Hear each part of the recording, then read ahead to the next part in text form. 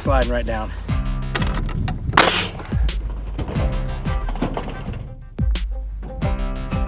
In that case, if it does drop, I'm just gonna let it go. Have I said this is not my favorite part of the job? Welcome back to another video of our budget pole barn build. And this week, we're actually gonna try and finish up the siding. And as you can see on the sides, we're still missing all our batten strips, and there's a lot of detail work up top we have to finish.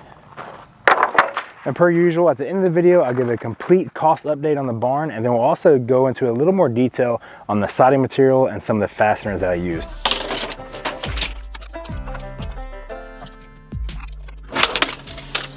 Okay, never buy a tape with a magnetic end on it. It is such a pain in the butt and not worth it. Can't even run it across the board because it keeps grabbing the dang roof. All right, great start to the video.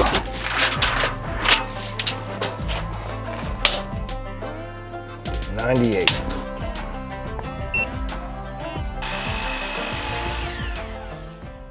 We have a lot of cuts to do on the batten strip, so I set up this quick little tabletop chop station to help it go a little bit smoother.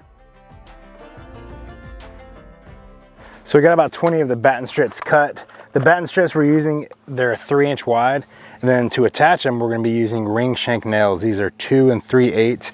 That way they don't stick all the way through on the inside of the barn. Definitely want the ring shank. I've made that mistake and bought the cheap ones because they were the bright, smooth, or the framing nails. They do not stick on. When this yellow pine starts warping and shrinking, it will pull those right out. So ring shank is a must. So I got my pile right behind me. We're gonna start throwing these up. We're gonna keep it super simple. I got a little, like a 5 or 6 inch level. I'm gonna get the top covered up on the gap and give it a nail up top. One nail. I'll pop my level on there, adjust it as it needs to be. One of the issues I already ran into that'll slow me down a little bit, not much, is these raptor tails. Every now and then, unfortunately, the batten strips are gonna hit right under that tail exposed. I'm just gonna notch it with a skill saw, wrap it around a little bit, and keep on running.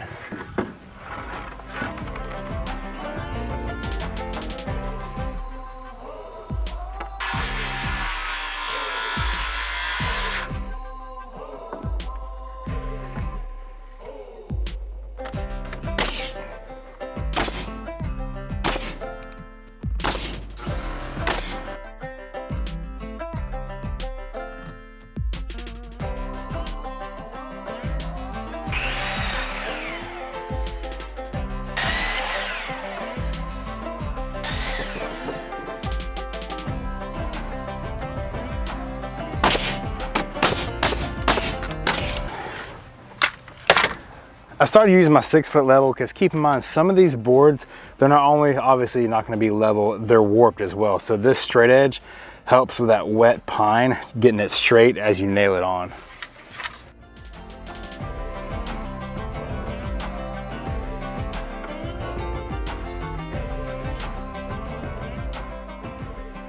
The last section on this side, we're just going to fill in this door here.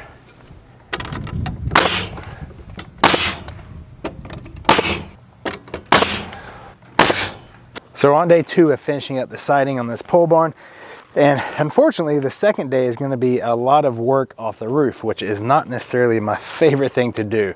So before we get all dangerous, let me share the sponsor of today's video. Today's video is once again sponsored by EcoFlow. My personal EcoFlow is a Delta 2 Max. So this is my 2400 watt gas-free solar generator. This thing has been awesome. I've had it for about a month now. Let me show you some of these features on this bad boy. Come in here. So although this looks small, it holds a big punch. On the front, you have all your power ports, including USB-A, USB-C, your fast charge, your on and off button. On the back, you have all your 110 20 amp circuits. You have your solar input and your 110 charging ability right there. This also includes the fast charge. That means this has the world's fastest charging speed from 0 to 80% in only 43 minutes. On the front, it's a super easy function. You just hold the button down and the screen will light up. But you can see right here, it shows 100%. Easily read display. And once you plug up and start pulling power from this thing, it'll actually calculate how many hours you have left at that power draw. It also shows your input power from your solar panels. And one of the coolest features of the EcoFlow power station is their awesome fold-away solar panels. Let's check those bad boys out. So here's EcoFlow's collapsible solar panel system. They come in these super nice case. You can carry it around. They unfold super easy. I know it's not sunny here right now, but it's so hard to film in the sun, so we're gonna set this up in the shade so you guys can get a full look. All right, guys, so here's the deal. EcoFlow is offering the lowest prices of the year on Delta Pro, along with their other best-selling power stations and smart devices. Delta Pro is the best in-class home backup power station that boosts advanced technologies and safeguards homes worldwide, reaching over 150,000 users around the globe. EcoFlow is ushering in a new era in home backup Power Pro Ultra. It is a whole home backup solution that offers unwavering emergency backup and energy independence. A single unit comes in unrivaled capacity and output that can run your entire home. It's so versatile you can expand, stack up, and move it to meet your ever-changing needs. So guys, trust me, this is a deal you will not want to miss.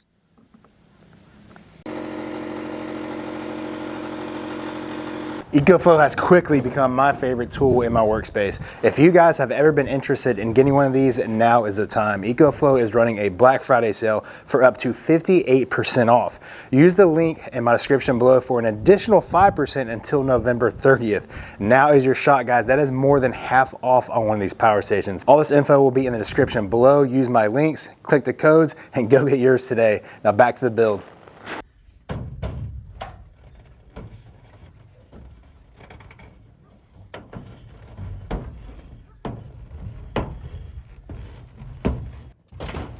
So we're back up top working on the roof, and there goes my nail gun. It slid right off. I'm sure you guys will hear this several times throughout the rest of this video, but this Galvalume roof is slick. It is very hard to keep traction, so you definitely have to get a rope and tie yourself off.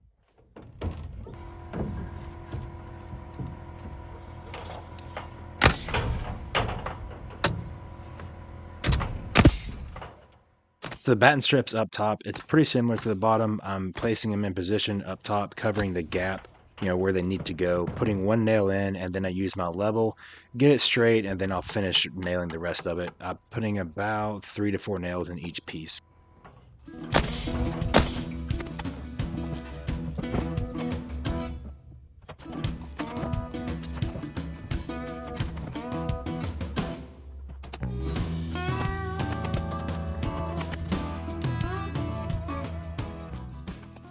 So right here, I'm cutting one of the last corner boards on the back side of the barn. There was a few that I left open, especially if they were smaller than 12 inches. So I just knocked those down to fit, and then I had to notch the top part of it so it would fit over the rafter tail that's exposed.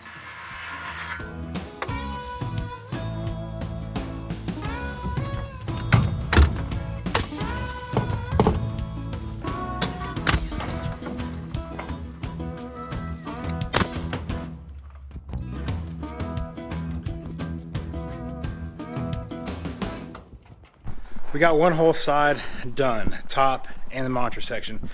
Now we're gonna change gears, move along to the back side. As you saw in the beginning of the video, I already had the front done, so now we're gonna throw these battens up on the back of the barn. Not a whole lot of extra trim work though on the back side, so it should go pretty quick.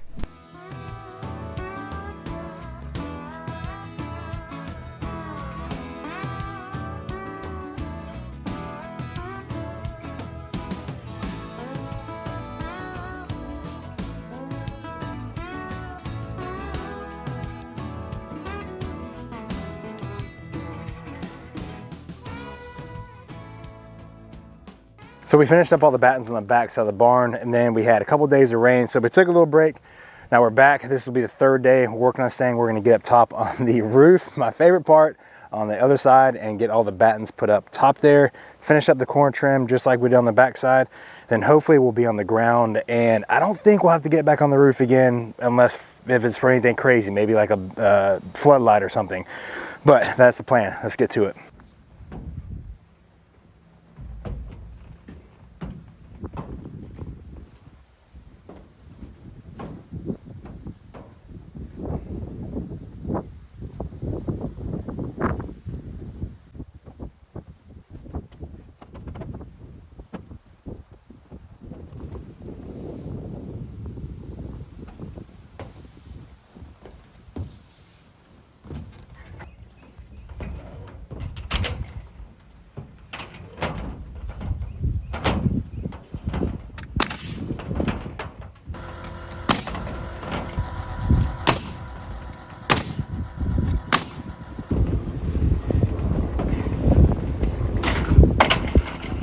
guys, check this out. This is how slick this roof is. If I don't step on a screw head, sliding right down. Holy crap. Have I said this is not my favorite part of the job?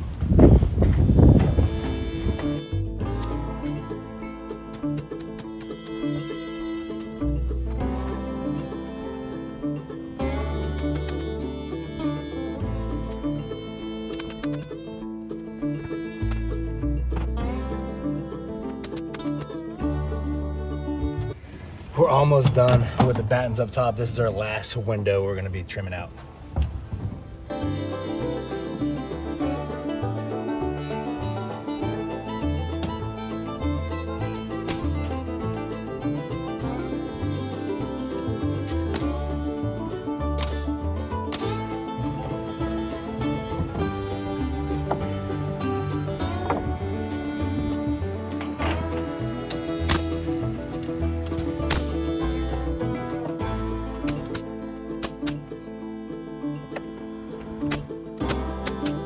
Last window is done. We're pretty much at the point now where we're not using the level anymore on these small pieces and we're just eyeballing it. I am ready to get off this roof.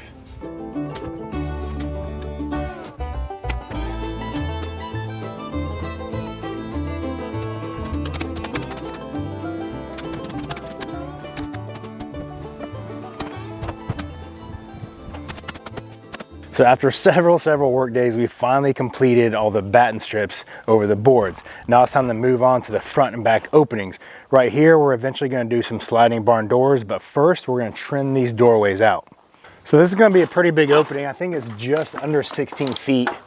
And I saved a couple boards just for this gap right here. So I'm gonna get my tape measure up in there and see if I can make it across and get a pretty exact measurement. If anything, I want this board a little bit tight because it will shrink. We are right at 173. One little trick I've started doing with building this pole barn is once I get a measurement, especially something long that you're doing or working off a ladder to measure, after I get it, I'll write it on the beam, you know, below the gap that we're spanning. That way you don't have to redo the whole ladder situation again.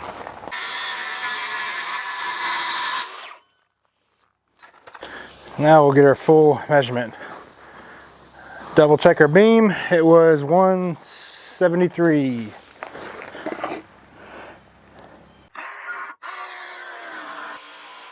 I'm gonna add a little block to this side. That way I can pop the board on top and lift it into place.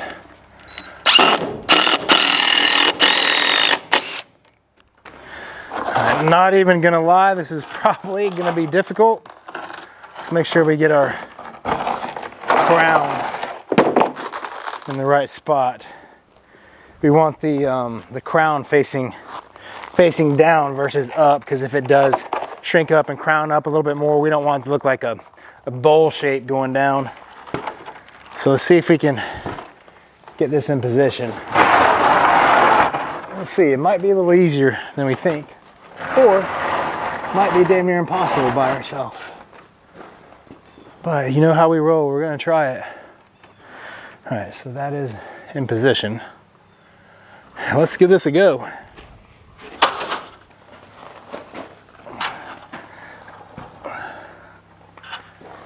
I'm really just gonna be prepared for it to drop. In that case, if it does drop, I'm just gonna let it go, or I'll push it forward.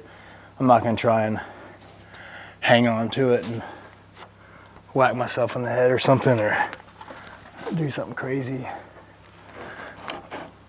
It is gonna be a tight fit.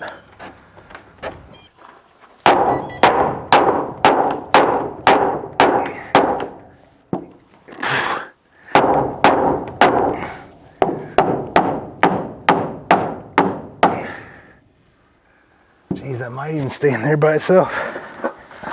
Look at that. Talking about a tight fit. No screws yet and it's holding up in there. Now we're back on the other side. We'll get it flushed up where we want.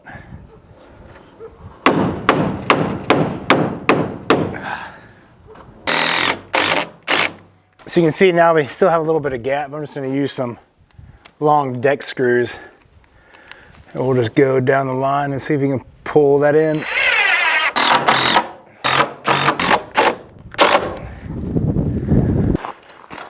That pulled up really nice. I definitely like the way that's going to finish it off. Now I'm going to run all the ring shank nails, and this is not a support beam at all. It's just kind of going to be just for looks to kind of cap the inside of the barn doors when we install them.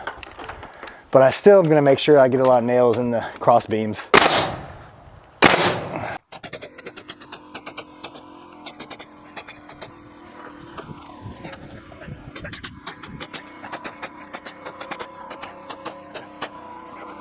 Top is done. Now we're going to run the side caps, and they will actually act as a support for the top as well. So we're going to run these all the way down, tight fit, just at the top. Then if you guys remember, we put our little pier mounts on top of these concrete cylinders.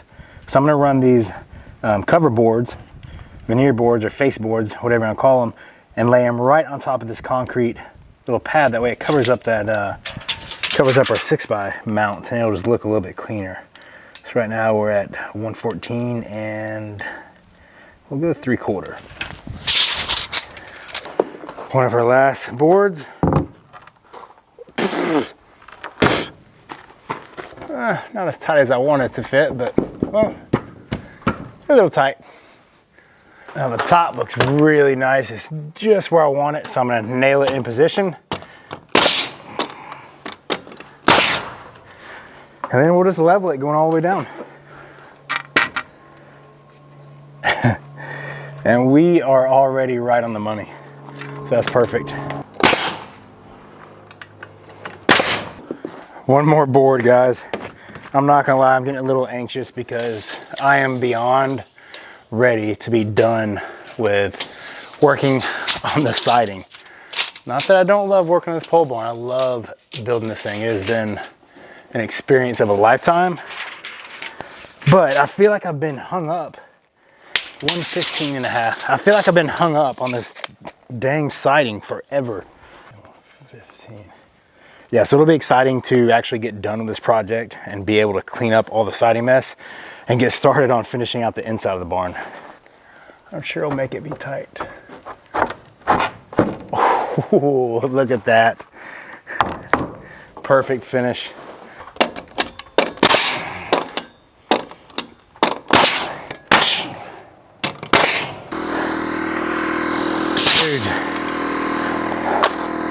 The siding is done.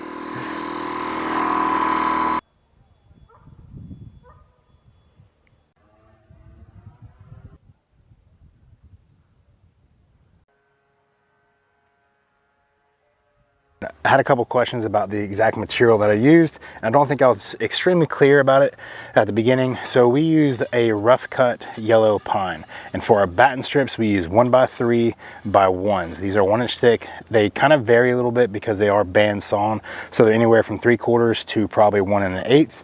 And then for the boards under all the battens we use 1x12s. These are 1x12 by 1s as well. Now this is a good product to use on an exterior barn because it is yellow pine, fresh yellow pine, so it has a little bit of kind of rot and moisture resistance made into it already. Now these rough cut boards are pretty easy to come by. What I did is I searched Facebook Marketplace and I found a local bandsaw owner, and he travels around and clears people's lots, and he'll take down the trees and saw them up for those people, or he'll resell it to whoever needs it. And usually, depending on your market, they charge $1 per linear board foot. Now let's get into the cost of this pole barn since we are complete. Let's check out this grand total. Now we still have a lot of stuff to complete on the inside of this barn, but to make a pole barn shell and kind of function as what my original intent was, this barn is complete. You can use it for parking, animals, you know, tractors, whatever, hay storage. So I would consider this a complete pole barn, you know, minus the sliding doors on the front, but we'll do that in a couple of videos. So the cost for this total pole barn up to this point, how it sits, was $15,035. A couple of videos ago, we were at $14,200. Since then, we did add a little bit of cost. I had to get another load of siding. I was a little bit short on measuring, and that was 200 bucks. I did forget to add in the nails. We spent a lot of money on nails, guys. It was around $400 for all the ring shank exterior grade nails. I think we ran about 8,000 to 10,000 nails in this barn. No joke. So that was a ton of nails. And then we forgot to add in the vintage windows. I got those off Facebook Marketplace as well. They were pretty cheap, but I did have to buy, you know, some trim pieces around those. So that was another $200. Yeah. So the total for this barn was right at $15,035. And that completes another and final siding video for our budget pole barn build. As always, thank you guys for watching, and we'll see you next time for more projects.